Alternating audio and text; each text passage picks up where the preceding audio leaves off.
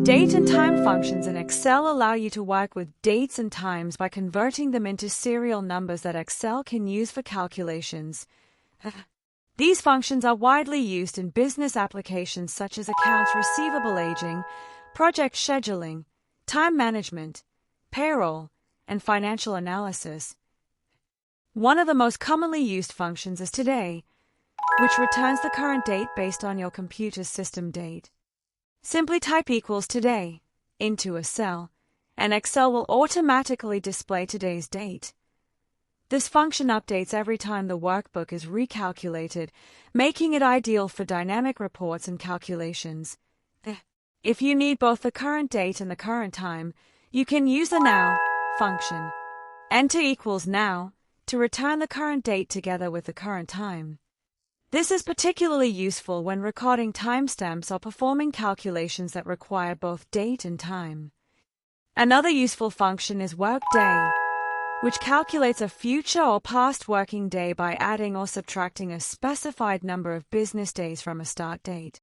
For example, if you have a table of invoice dates and want to calculate payment due dates that are 30 working days after each invoice, the WORKDAY function will automatically exclude weekends and optional holidays to return the correct due date.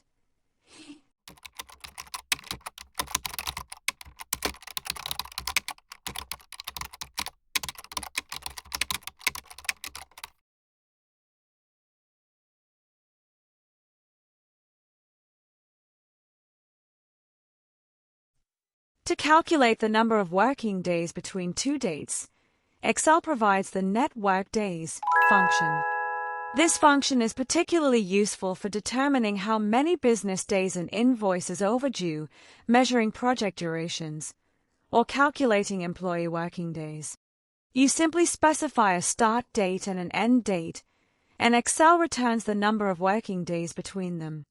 You can also include a list of public holidays so they are excluded from the calculation. When using the current date in your formula and copying it down a column, remember to use an absolute cell reference so that the current date remains fixed. Now let's find out the days overdue for the following invoices.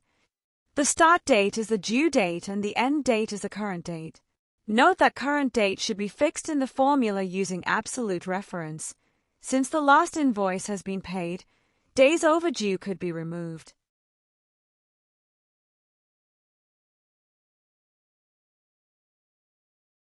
Excel also includes functions for creating and extracting individual components of dates. The date function creates a valid Excel date by combining a year, month, and day into a single value. Once you have a date, you can use the year, month, and day functions to extract each individual component. For example, if a cell contains the date the 31st of July, 2026, the year function returns 2026. The month function returns 7, and the day function returns 31. Finally, the weekday function identifies the day of the week for a given date. In addition to the date itself, you can specify a return type that determines how weekdays are numbered. For example, if you choose 1 as the return type, Sunday is represented by 1, Monday by 2, and so on. If you choose 2, Monday becomes 1, Tuesday 2, and Sunday 7. This flexibility allows you to customize the numbering system to suit your reporting or business requirements. These date and time functions are essential tools for automating calculations, improving accuracy, and saving time when working with schedules, invoices, projects, and many other business applications. If you found this tutorial helpful, be sure to like the video, subscribe to the channel, and let me know in the comments which Excel topic you would like to learn.